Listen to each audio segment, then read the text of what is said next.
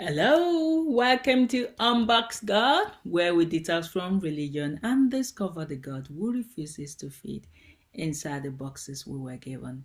I'm Tolu Sarah Johnson, and here we explore who God really is beyond fear, beyond formulas, and beyond everything we were taught to perform. If you're hungry for a real relationship with Him, you are in the right place. Let's dive in.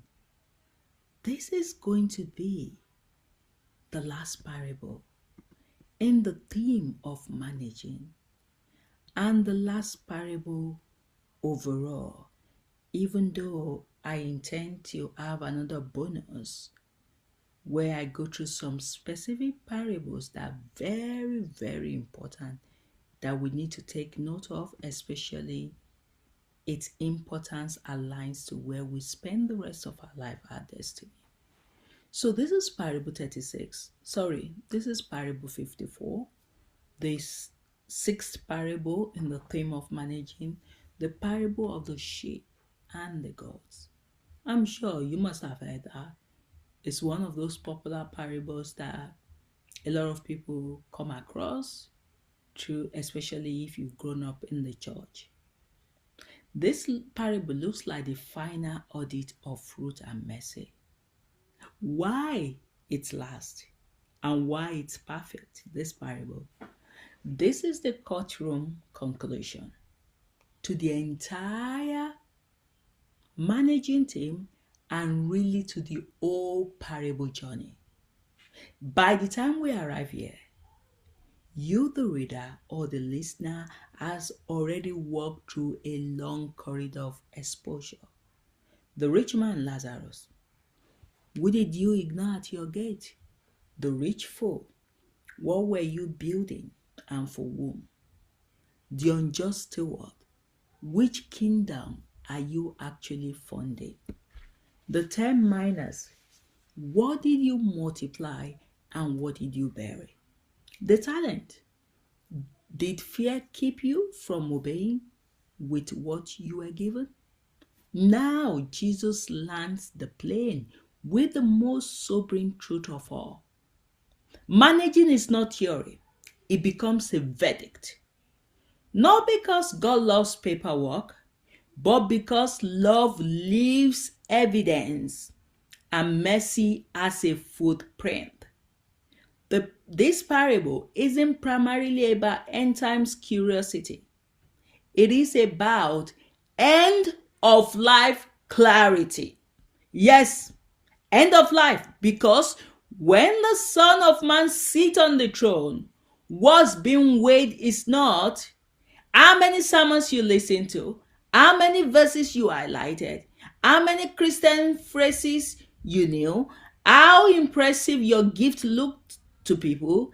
It is, did your life carry the fruit of mercy? Yes. And this final parable doesn't ask if this parable doesn't ask, it sits the nations down and render judgment. The book ends the way a life ends, with an account. Yes, this is how this parable is ending.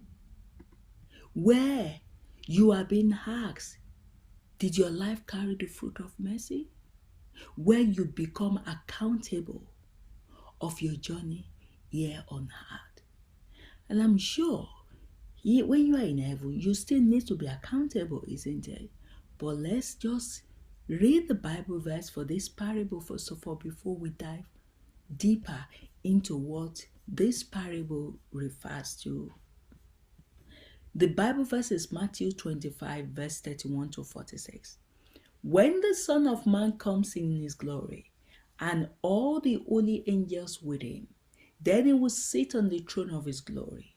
All the nations will be gathered before him, and he will separate them one from another, as a shepherd divides his sheep from the goat. And he will set the sheep on his right hand, but the goats on the left. Then the king will say to those on his right, "Come, you blessed of my Father, inherit the kingdom prepared for you from the foundation of the world. For I was hungry, and you gave me food. I was thirsty, and you gave me drink. I was a stranger, and you took me in. I was naked, and you clothed me. I was sick, and you visited me. I was in prison, and you came to me. Then the righteous will answer him, saying, Lord, when did we see you hungry and feed you, or thirsty and give you drink? When did we see you a stranger and take you in, or naked and clothe you? Or when did we see you sick or in prison and come to you? And the king will answer and say to them, As surely I say to you, inasmuch as you did it to one of the least of these brethren, you did it to me. Then it will also say to those on the left hand, Depart from me, you cursed, into the everlasting fire, prepare for the devil and his angels. For I was hungry, and you gave me no food. I was thirsty, and you gave me no drink. I was a stranger, and you did not take me in. Naked, and you did not clothe me. Sick and in prison, and you did not visit me. Then they also will answer him, saying, Lord, when did we see you hungry or thirsty, or a stranger, or naked, or sick, or in prison, and did not minister to you? Then he will answer them, saying, As surely I say to you, inasmuch as you did not do it to one of the least of these, you did not do it to me. And this will go away into everlasting punishment, but the righteous into eternal life. Wow. That's deep.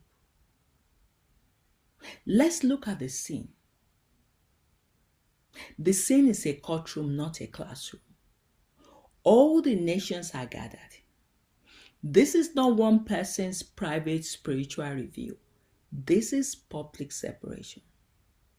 That matters because many people rely on anonymity. Anonymity in crowds, anonymity in church attendance, anonymity behind I meant well, anonymity behind private comfort. But this sin removes anonymity. Everything becomes visible. Because judgment is not about God finding out what happened. It's about creation finally seeing what was true. Everything will be laid out. And all your religious practice that you've practiced in anonymity will all be laid out. This is a public separation. This is why Jesus says, see ya, I've given you all the resources, I've given you all the opportunities, but you've not managed it well, and this has landed you where you are. That is profound. Sheep and goats, same field, different nature. Same church, different nature. Same world, different nature. Sheep and goat can live near each other. They can be herded together. That means we mix them together and herd them like a shepherd would do. From a distance, they can look similar. That's the warning. This parable is Jesus saying, you can stand among my people and still not belong to my nature. And do you want me to be true? This is the reality of Christians. The majority of them are goats. They don't have any nature of Christ at all in them. And that is why the religion Christianity has failed overall. Because let's face it, Christianity has failed. Because a lot of times we evangelize, it doesn't work. Because people look at our behavior, they look at our characteristics, and there's nothing that looks love, that looks familiar to what Jesus, the message of Jesus in you. So of course they walk out. It's not just about that you claim. It's not about what you claim. It's about what you carry. What do you carry? And what you carry shows up in one place unmistakably. How you treat the vulnerable. Yes, that's how we know what you carry. How you treat the vulnerable. A lot of people say they love but give them an opportunity to be a blessing to someone vulnerable, majority will take advantage. And when you look at what Jesus said, it says they are hungry, thirsty, stranger, naked, sick, prison. No mystical checklist, no special spiritual vocabularies, no platform required, just love made practical. This is the point, and this is the point of the kingdom. In the kingdom, the truest management is mercy. Not how well you grew, but how well you gave. Yes, in the kingdom, the truest management is your mercy. Not how well you grew, but how much you noticed. And this is still applicable in heaven. You might be in heaven, because a lot of people, when they look at this parable, they just look at the final judgment is being cast in hell. Yes, Jesus was telling us about that as well. But in this parable, what I want to focus on is, have you been able to steward and manage the love, the mercy, the resources that God has given you? Are you a merciful person? Are you a loving person? Are you a kind person? Or are you still a goat? Even you can be in heaven and still be a goat if you don't care about other people. All you care about is just yourself.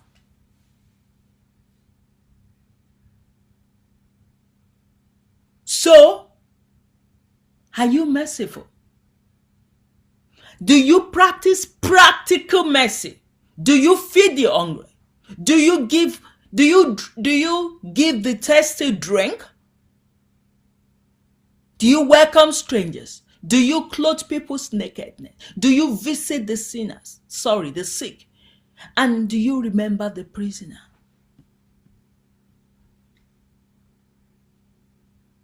And that's sad, because majority of us, we don't.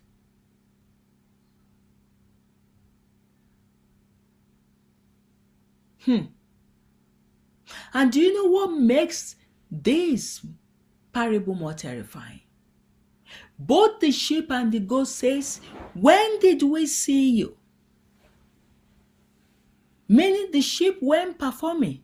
They didn't know they were doing anything special. They didn't know they were doing something for Jesus. One day, I was coming from work, and a homeless person approached me. And I gave that homeless person £5. I can remember clearly. And as I was going on, Jesus spoke through my husband. He said, Tolu, that was me. I wasn't performing. In that moment, I was just meeting a need. But I didn't know that that was Jesus that camouflaged to me in the body of that homeless person. And that is why they both asked, when did we see you? Because the sheep weren't performing. The goat weren't consciously rejecting Jesus in their own mind. They don't know that they were rejecting Jesus. The sheep did not know they were spreading love. And the goat did not know that they were not useful in the kingdom. And this is not primarily about religious identity. It's about instinctive love. What your heart naturally does when confronted with need. Yes, what do? When you've got needs in front of you, do you walk away? Do you walk past them? So this parable exposes the deepest reality of managing. Your default response to the vulnerable reveals your kingdom. It reveals your heart. It reveals who you are. Yes. And the king standard is simple. He said, you did it to me. This is the final collision point. Jesus doesn't say you did it to the poor. You did it to the society. You did it to people who deserved it. He said, you did it to me. Which means the managing teams deserves a sacred reversal. Let me repeat it. This means the managing team ends with a sacred reversal. You never meet Jesus more literally than in the person you could help. The poor become an altar. The vulnerable become a meeting place. The overlooked becomes a test of whether your love is real. Yes, whether you love. Because if you love, you will always extend your grace to the ones that cannot help you. And sometimes you might be thinking, do I need to help everyone? No, you just need to stop for the one that is in front of you. And when you have the grace, do it. You need to have the mindset of being compassionate towards people. Let's look at this analogy. Imagine a CEO announces a surprise audit across the whole organization. Not an audit of branding, not an audit of slogans on the website, not an audit of what the company says it values. A real audit. They pull transaction logs, support tickets, and internal messages. And then the CEO says, I'm separating departments based on one thing, whether you actually serve the customers we claim to care about. Yes, that's simply what this parable is. Christianity is full value statement. But this is the audit of what actually happened. You can say, yes, I am a Christian. Yes, we believe you. But if we audit your life and see what actually happened, will Jesus still be able to merge both together and say, yes, she was a true follower of me? Or Jesus will audit your life, all the receipts just shows no love, no love, no love, no love, doesn't care, doesn't care, doesn't care, self, self, self, self. What is he gonna see when he audits your life on the last day? And the ones that are in heaven now. When Jesus audits your life now, what is he going to see? Is it going to be about you?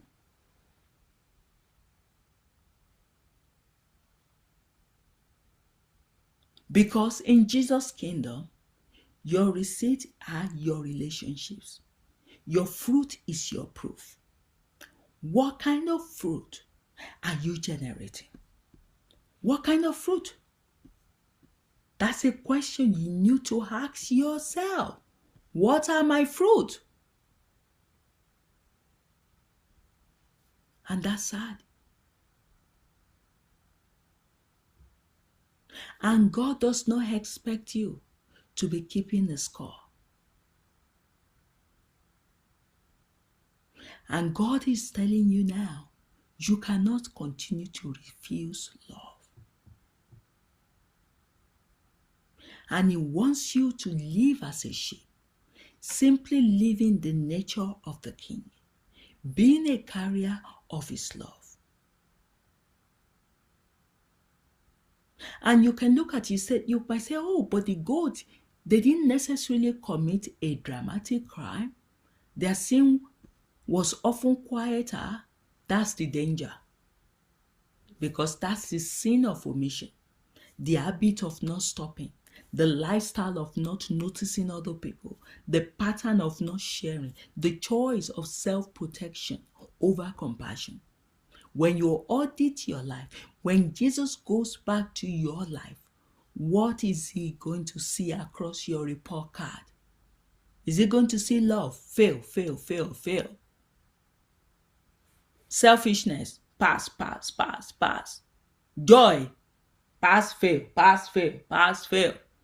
Selflessness, fail, fail, fail, fail. Because all you care about is your life. And when you stand in front of Jesus, what are you going to say your value has been? What are you going to tell Him about the talent, about the minors that has been given to you? These are serious things that we need to consider. Because the line that ends the whole journey is in as much as you did it to at least of this, you did it to me. And what really surprises me most is that Jesus hides himself inside human needs. So your response to the least becomes your response to him. If you want me to repeat that, Jesus hides himself inside human needs. Your response, your daily response to the least becomes your response to him, because the problem is we separate Jesus from people's needs. I've asked Papa before, I said, what will make you most happy? And his response was, if you help someone that is in need, you make me happy.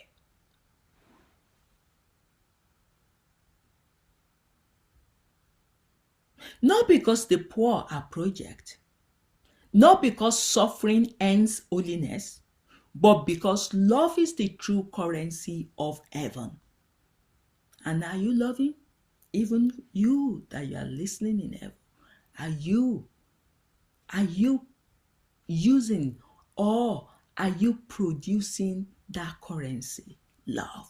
Or are you just receiving and you are not giving any love out?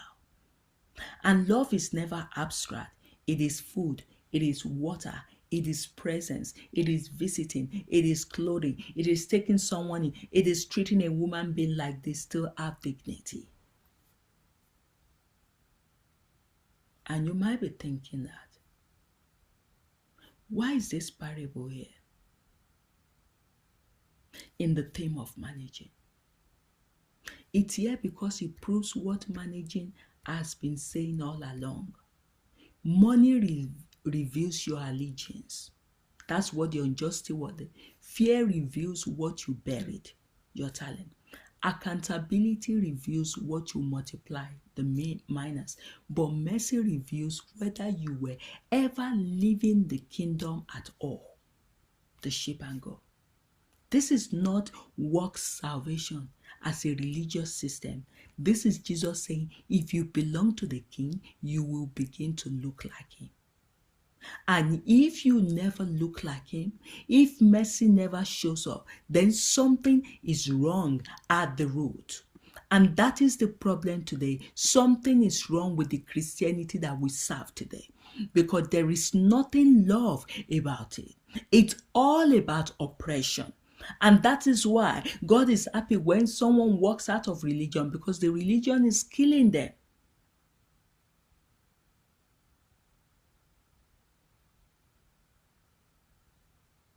So, when you meet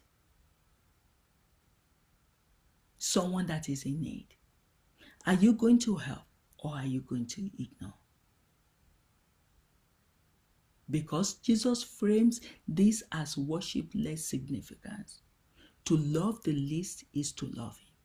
To neglect the least is to neglect him. So this parable isn't merely about charity. It is about whether you truly served a king or merely admired him from a distance. And I will tell you, a lot of us admire him from a distance. And that's why you don't have a relationship with God, because you don't want the commitment. You just want to enjoy heaven, but you don't want the commitment. And the one on earth as well the same. Because when you commit, it's going to ask you something and you don't want to let go. So, sheep, those whose lives became messy. Goat, those whose lives withheld mercy. Yes. And Jesus makes this line painfully clear. Not everyone who says Lord belongs to the kingdom, but everyone who belongs to the kingdom will carry his love in visible form. Yes. Have you carried his love in visible form?